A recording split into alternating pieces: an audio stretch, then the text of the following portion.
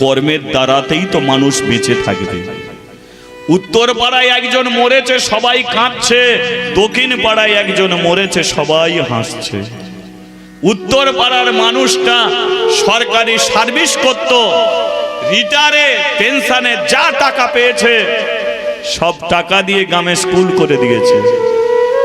তাই সেই মানুষটা মরে যেতে গ্রামের ছেলেগুলো কাঁদছে, যারা স্কুলে পড়তো তারা কাঁদছে, স্কুলের ছাত্র ছাত্রীদের বাবা মা সবাই কাঁদছে। আর দক্ষিণ পাড়ায় যে মরেছে সবাই হাসছে। কেন? কারণ দুর্গা পুজোয় চাঁদা চেয়েছিল, দরজা বন্ধ করে দিয়েছে। হরিনামের জন্য 100 টাকা চেয়েছিল, দরজা বন্ধ করে মুখের সামনে বলেছিল ও ভগবান টগবান বলে কিছু নেই, দেয়া যাবে। তাই সে মরে যেতে সবাই হাসছে, এ মরে যেতে কাঁদছে। কেন? মানুষ তোমার জন্য কাঁদবে কেন? তোমার কর্মকে কেন্দ্রবিন্দু করে। তাই কর্মই হলো পৃথিবীর শ্রেষ্ঠ ধর্ম। ধর্ম ধর্ম ধর্ম করি, ধর্ম কোনটে? কর্মই ধর্ম। তুমি যেটাকে ধরবে সেটাই তোমার ধর্ম। তুমি ধান চাষ করো, ভালোবাসা দাও, তোমার ধান ফলবে। তুমি বেগুন চাষ করো, ওই গাছের প্রতি ভালোবাসা দাও, ওটাকে শক্ত করে ধরো, তোমার গাছে বেগুন ফলবে। না হলে অমুকের ধান গোলা ভর্তি, তোর কি হলো? শুধু ঝলসা। কেন হবে না? সঠিক সময়ে বীজ দেয় না, তাই তো ঝলসা। আরে সঠিক সময়ে ধরে রেখেছে, তাই তো গোলা ভর্তি ধান হয়েছে। বলিয়ে রাধা মাধব কি, বলিয়ে গিরিধার শ্রী কৃষ্ণ কি। আয়, তোর নামটা কি? বলল মাদ্রি। ঠাকুর মশাই, কোনো চিন্তা নেই, আজ থেকে আমার নিজের মেয়ে মনে করি একে মানুষ করব, তোমাকে ভাবতে হবে না, ঠিক আছে? আমার কাছে রইল, যান আপনি শান্তিতে পুজো অর্চনা করুন। তাহলে মাদ্রির ঠাঁই হলো কোথায়? জমিদারের বাড়িতে। কিন্তু দেখবেন নিজের মা আর অন্য জনের মা, দুটো মায়ের মধ্যে কিন্তু তফাৎ আছে। অহল্যা সোনার থালায় মাদ্রিকে খেতে দেয়, রাজভোগ রাজ মিষ্টি দেয়, দামি দামি পোশাক পরিয়ে দেয়, তবু মাদ্রির চোখের জল বন্ধ হয় না। কেন? কারণ সে মাকে খুঁজে দেয়। তাহলে এও তো মা হয়েছে, তবু কেন সে খোঁজে? কারণ নিজের মা কোলে করে নিয়ে এ বাড়ি ও বাড়ি ঘুরত, আজকে সেই ভালোবাসা পায় না। রাস্তা দিয়ে যখন কোলে করে যেত, মাদ্রি বলতো মা প্রচন্ড রোদ উঠেছে, মা আঁচল দিয়ে মাথাটা ঢেকে দিত, সেই ভালোবাসাটা পায়। তাতে কলা পাতাতে খেত, কিন্তু মায়ের ভালোবাসাটা পেত। কিন্তু এ খেতে দেয়, পড়তে দেয়, সব দেয়, কিন্তু নিজের মায়ের মতো তো ভালোবাসা দিতে পারে না, নিজের মায়ের মতো তো কোলে তুলে দিতে পারে। রাত্রিকালে তো মাদ্রির মাথায় হাত বুলিয়ে দেয় না, কোলে বসিয়ে তো গল্প শোনায় না। তাই বাচ্চা মেয়েটা শুধু চোখের জলে কাঁদে, চোখের জলে। নিজের মা তাকে তুই বলে ডাকতো, কিন্তু এ তো ডাকে না। জীবনে দেখবেন ভালোবাসা কোন জায়গায় লুকিয়ে আছে? সবচেয়ে বেশি ভালোবাসা লুকিয়ে থাকে তুইয়ের মধ্যে, ভালোবাসা লুকিয়ে থাকে। তুই এর মধ্যে সবচেয়ে বেশি ভালোবাসা লুকিয়ে আছে। কি করে বুঝবেন? আমরা সবাই জানি বাবা তার ছেলেকে কি বলে? তুই বলে। কেন বলে? কারণ বাবাই পৃথিবীতে ছেলেটাকে সবচেয়ে বেশি ভালোবাসে। মা তার মেয়েকে কি বলে? তুই বলে। কেন বলে? কারণ মাই পৃথিবীতে সবচেয়ে বেশি তার মেয়েটাকে ভালোবাসে। একজন দাদা তার বোনকে কি বলে? তুই বলে। কারণ বোনের বিয়ের সময় দাদাই সবচেয়ে বেশি পরিশ্রম করে। বোন দাদাকে তুই বলে। কেন? কারণ ভাই ফোঁটার দিনকে বোনই চন্দনের বাটি নিয়ে দাঁড়িয়ে থাকে ভাইয়ের কপালে ফোঁটা দেওয়ার জন্য। বিয়ের পরে দেখবেন একটা নিজের বাবা আর একটা বাবা হয়ে যায়, সেটা হচ্ছে শ্বশুর বাবা। ভালোবাসাটা তফাৎ এসে দাঁড়ায় কোথা? নিজের বাবা মরার আগে পর্যন্ত ছেলেকে তুই বলে, আর শ্বশুর বাবা জামাইকে কোনোদিন তুই বলে না। কেন? কারণ নিজের বাবা ছেলেকে যে ভালোবাসা দিতে পারে, শ্বশুর বাবা কোনোদিন সে ভালোবাসা দিতে পারে।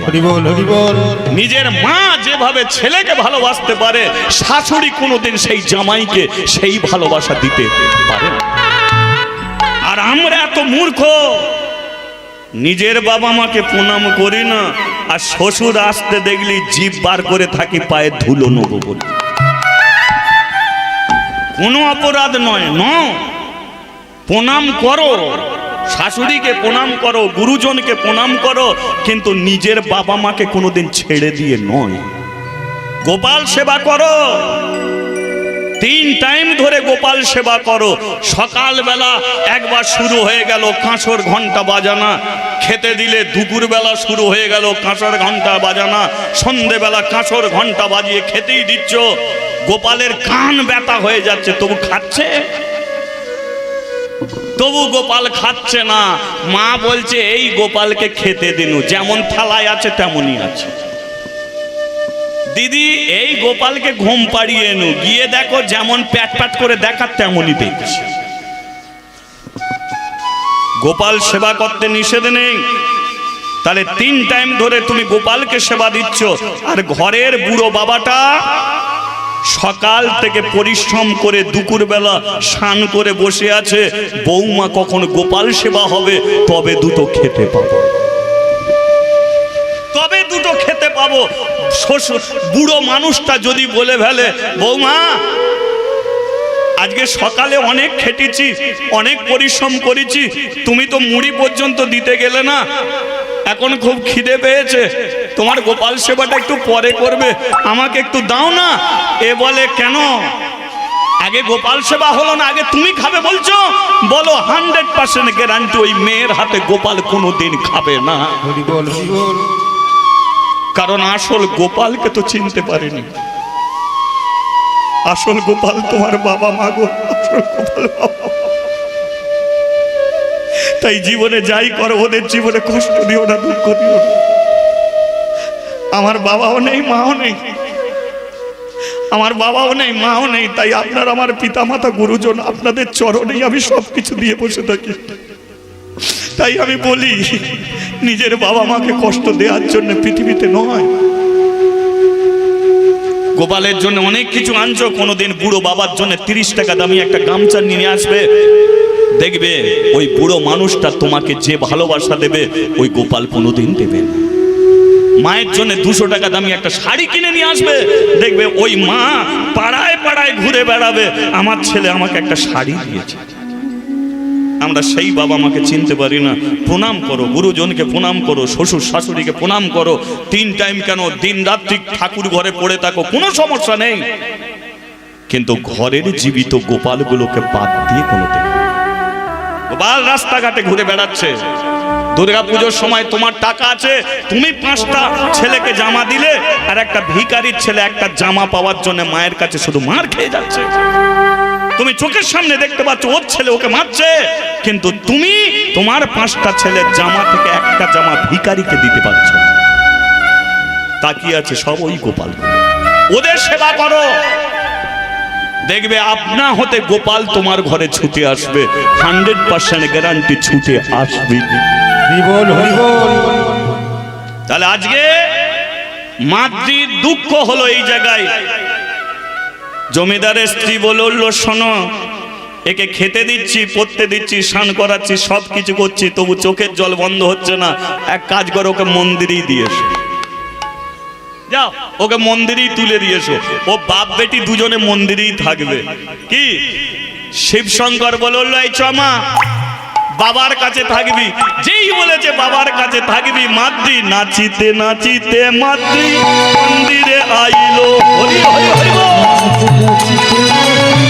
মন্দিরে যাইলো, নাচিতে নাচিতে মাতৃ মন্দিরে আইলো, নাচিতে নাচিতে মন্দিরে আইলো। ভক্তগণ সবাই মিলে হরি হরি, ভক্তগণ সবাই মিলে হরি হরি। বলে ভক্তগণ সবাই মিলে হরি হরি বল।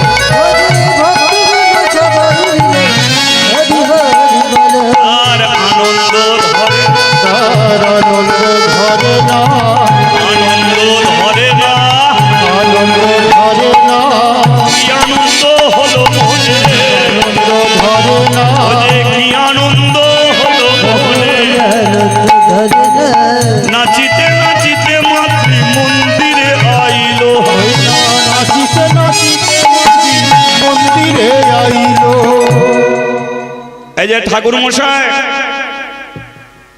কি ব্যাপার জমিদার বাবু? হ্যাঁ, এই তোর মেয়েকে নে। ও সোনার সংসারে থাকবে না, এ সোনার বিছানায় ঘুমাবে না, সোনার তালায় খাবে না।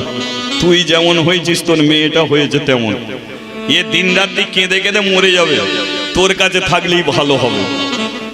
কিরে মা, ওখানে তোর ভালো লাগে না?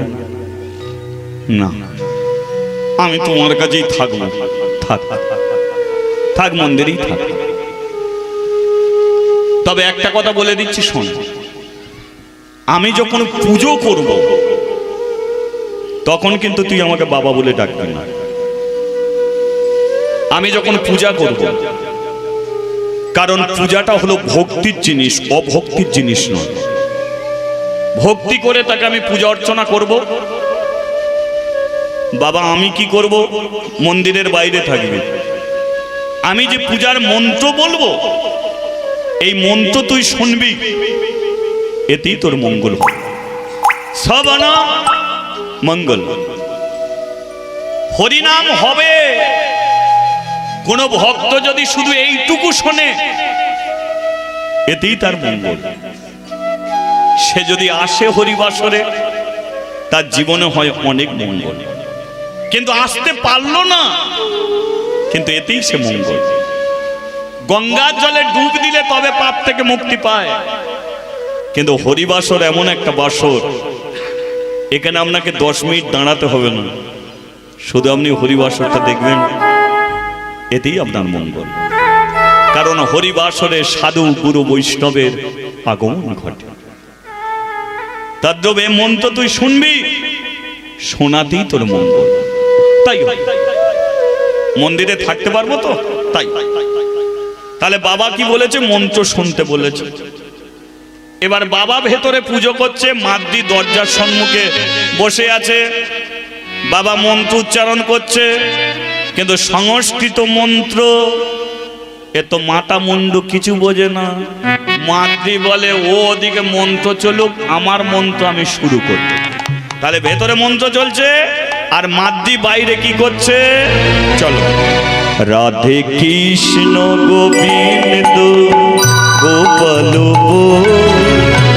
রাধা রমন হরি হরি হরি রাধে কৃষ্ণ গোবিন্দ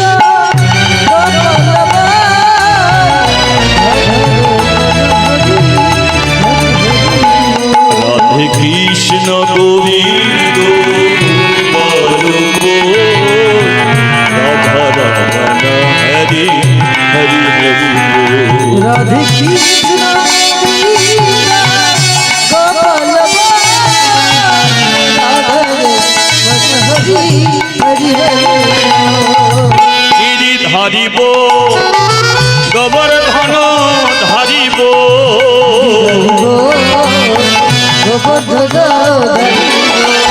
গিরি ধারিব গোবর্ধন ধারিব,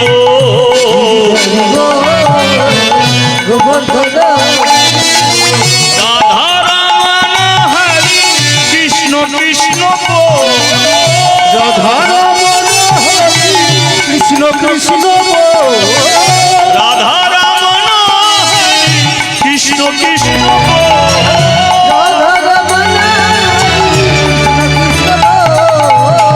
রাধা রমন হরি কৃষ্ণ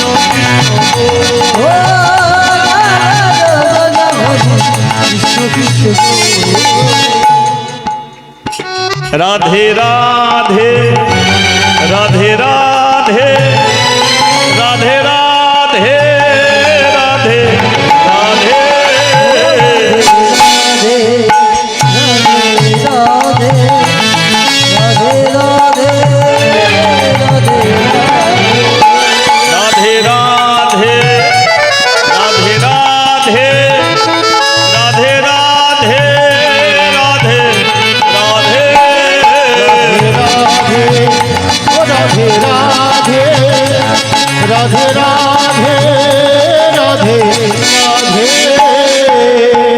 মিলেমিশে বলো। রাধে রাধে আজা সব কীর্তনিয়ারা হরিবাসরে বলে তালি দিয়ে রাধা নাম করো, মুখে রাধা বলো। আমি বলছি কেন বলবেন রাধা নাম?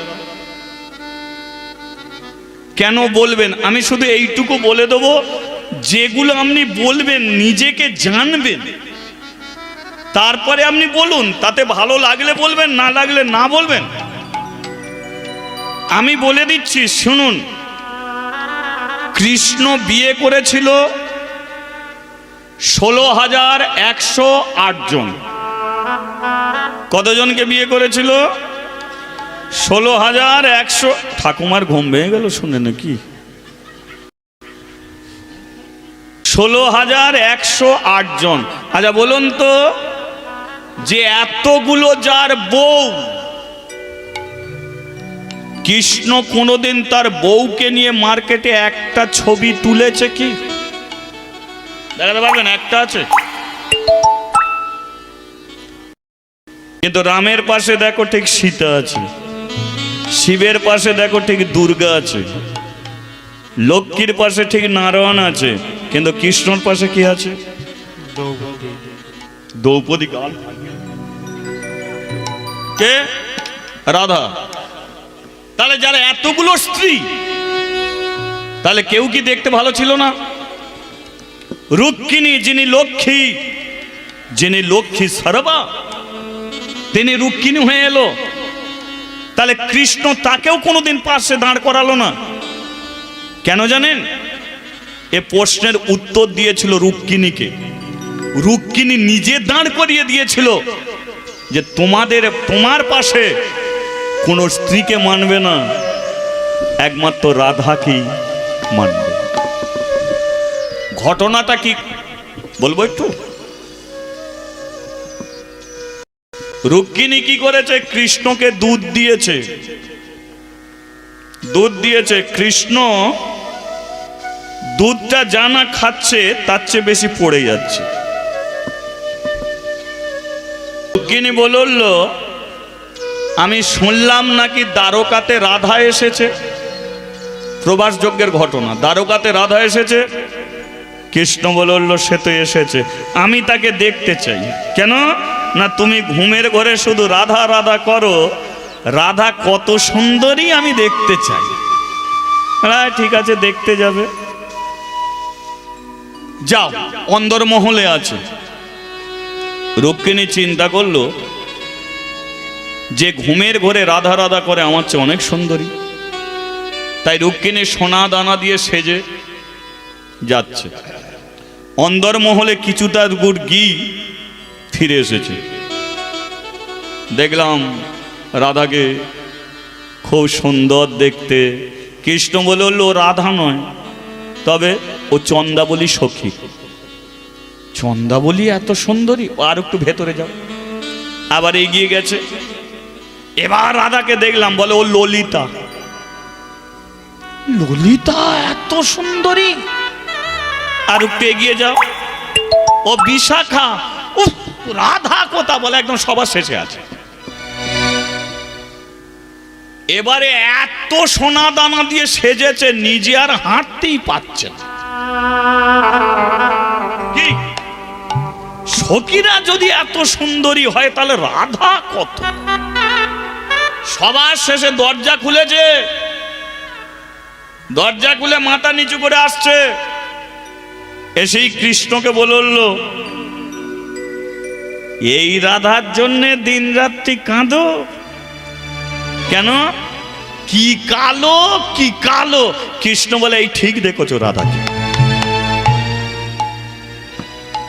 এই রাধাকে ঠিক দেখা হয়েছে। বলে কি কালো, কি কালো? বলে ও কালো নয়, তোমার চোখ কালো। কেন? কারণ রাধাকে চোখে দেখার শক্তি তোমার নেই, সে চোখকে তুমি তৈরি করোনি। তপ্ত কাঞ্চন গৌরাঙ্গিনী রাধে, যার শরীরটা কাঁচা সোনা, শত শত সূর্যের রোদ কিরণ যে তীব্র গতিতে পৃথিবীতে আসে, সেই তীব্র গতি সূর্যের তীব্র রঙকে যে শরীরের মধ্যে ধরে রেখেছে, তাকে দেখার মতো তোমার চোখ তৈরি হয়নি। তুমি দেখবে কি করে? তৈরি হয়নি। এসো দেখাবো তোমাকে, এসো। দুপুর বেলা রোদে দাঁড় করিয়েছে রুক্মিণীকে, রোদে দাঁড় করিয়ে বলে একবার সূর্যের দিকে তাকাও। যেই সূর্যের দিকে তাকিয়েছে, নিচের দিকে কি দেখবে মা? আমরা যদি জ্যৈষ্ঠ মাসের দুপুর বেলা 1 সেকেন্ড সূর্যের দিকে তাকাই, নিচে কি দেখবো? ওইটারই তো 40-এ চশমা, তাই না? কি দেখবো? আমাদের চোখের পাওয়ার কত? তাহলে আমরা দেখবো কি করে? তাহলে রাধা রানীকে দেখা তোমার শক্তি আছে? একটা সূর্যের দিকে 1 সেকেন্ড চোখ রেখে যদি তুমি সবাইকে কালো দেখো, তাহলে রাধা রানীকে দেখলে তুমি কালো দেখবে নাকি ফর্সা দেখবে? তাকে তো কালো দেখবি। চোখে দেখার সঙ্গে সঙ্গে তোমার চোখ পুড়ে গেছে, তাকে দেখার শক্তি নেই তোমার। যাও তাকে 1 গ্লাস দুধ দিয়ে এসো, যাও। রুক্মিণী দুধ দিতে গেছে, আর দিতে গিয়ে দেখতে পেল রাধারানীর পা পুড়ে গেছে, ফোঁসকা পড়ে গেছে। রুক্মিণী বলল, রাধে তোমার পায়ে ফোঁসকা পড়লো কি করে? রাধারানী বলল, এটা তোমারই জন্যে। আমার জন্যে কেন? না, তুমি আমার প্রাণবধূকে দুধ দিলে কিছুক্ষণ আগে, দুধটা খাওয়ার উপযোগী ছিল কিনা দেখে দিয়েছিলে। দুধটা খাওয়ার উপযোগী কিনা দেখে দিয়েছিলে। টকবক করে দুধটা ফুটছে, সেই দুধ দিয়ে আমার বধূকে দিলে, বধূ খাবে কি করে? আমার বধূ আমাকে না দিয়ে খায় না। সে যখন আমাকে দিতে গেল, সেই গরম দুধে আমার পা দুটো পুড়ে গেল। আমার বধূকে খেতে দিতে গেলে একটু চিন্তা করে দিও, একটু ভক্তি করে দিও, খাওয়ার উপযোগী হবে কিনা দেখে দিও। আমি তো পেলাম না, সারা জীবন শুধু ভালোবেসে গেলাম, পেলাম না। আমি পেলে তোমরা ওকে একটু যত্ন করো গো, ওকে একটু তোমরা হরি বল, হরি বল। রুক্মিণী বলল, চলো চলো। আমি বুঝেছি কেন কেন কেন আমার স্বামী কেন চোখের জলে কাঁদে, বুঝেছি। রুক্মিণীকে টানতে টানতে নিয়ে গিয়ে কৃষ্ণর পাশে বসিয়ে দিল। তোমরা রাজা রানী হয়ে বসে থাকো, আমরা পারবো না তোমার পাশে থাকতে। সারাটা জীবন তোমরা এমনি করে পাশাপাশি দাঁড়িয়ে থাকো, আর আমরা কিছু চাই না। তাই আজও পর্যন্ত কোন স্ত্রী কৃষ্ণর পাশে দাঁড়ায়নি, সারাটা জীবন শুধু রাধা রানী দাঁড়িয়ে গেল। এই ভালোবাসা, এটা হলো রাধা, আল্লাহ দিনী শক্তি। যিনি আনন্দ দান করে তিনি হলো রাধা। তদ্রূপ কৃষ্ণকে সারাটা জীবন নিজে কেঁদে আনন্দ দিয়ে গেছে, তিনি হলো রাধা। হরি বল, হরি বল। সেই রাধা, তাকে স্মরণ না করলে আপনি কৃষ্ণকে পাবেন। তার কৃপা না হলে কৃষ্ণ দরজা কোনোদিন খুলবে না। তাই জীবনে কৃষ্ণকে ডাকার আগে রাধাকে স্মরণ করুন। রাধা বিনা কোনোদিন কৃষ্ণর কৃপা মিলতে পারে না। এবার আপনারা রাধা বলবেন কি না বলবেন সেটা আপনাদের ব্যাপার। কি নন্দ দুলা রোজের গোপাল, নন্দ দুলা রোজের গোপাল, নন্দ দুলা রোজের গোপাল, নন্দ দুলা রোজের গোপাল, গিরিধারী লাল আমার যশোদা দুলা,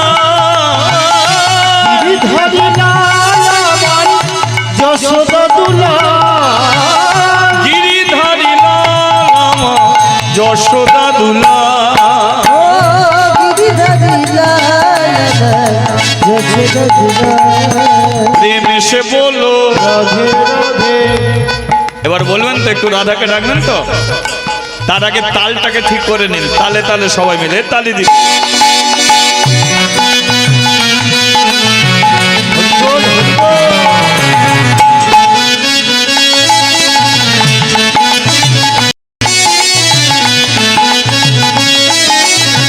উলুধ্বনি উলুধ্বনি।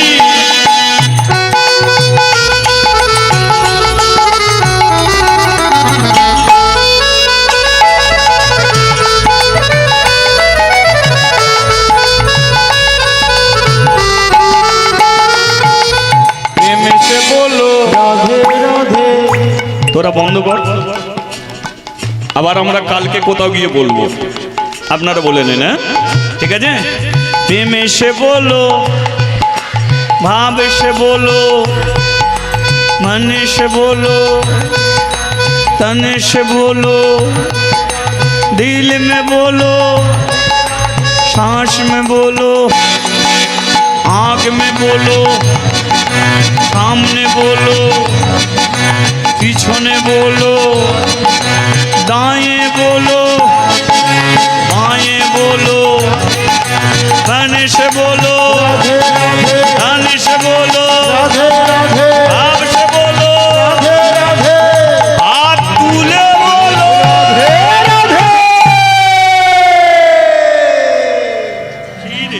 सारी दुनिया है दीवानी राधा रानी आपकी।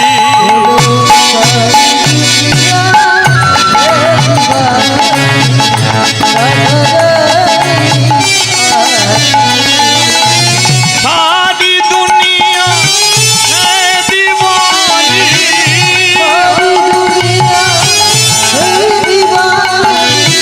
राधा रानी आपकी।